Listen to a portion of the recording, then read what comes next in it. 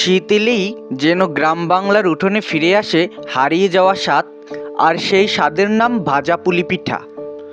চালের গুঁড়ার নরম খামির, ভেতরে খাঁটি নারকেল আর গুড়ের মিষ্টি মিশেল, এই সহজ উপকরণই লুকিয়ে আছে শীতের আসল সুখ।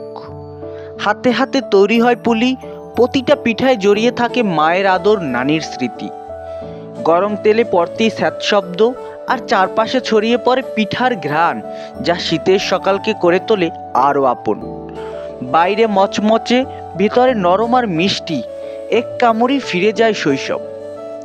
ভাজা পুলি পিঠা মানে শুধু খাবার নয়, এটা শীতের গল্প, পরিবারের হাসি আর ভালোবাসার স্বাদ। এই শীতে আপনার টেবিলে থাকুক ভাজা পুলি পিঠা, স্বাদের সাথে স্মৃতির মেলবন্ধন।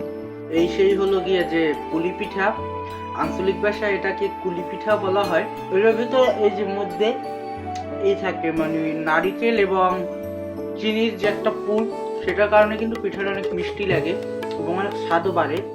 এবং এটা শুধু আমি যে আপনাদের যে আকৃতি দেখালাম এরকম না, এছাড়াও বিভিন্ন রকমের যে পিঠা মানে বিভিন্ন আকারে বিভিন্ন আকৃতিতে কিন্তু এই পিঠা বানানো যায় এবং খুবই সুস্বাদু একটি পিঠা। এবং এই বরিশাল অঞ্চলে কিন্তু এটা মানে অন্য অঞ্চলেও জনপ্রিয় কিনা জানি না, কিন্তু বরিশাল অঞ্চলে কিন্তু খুবই জনপ্রিয় একটি পিঠা হলো যে পুলি পিঠা।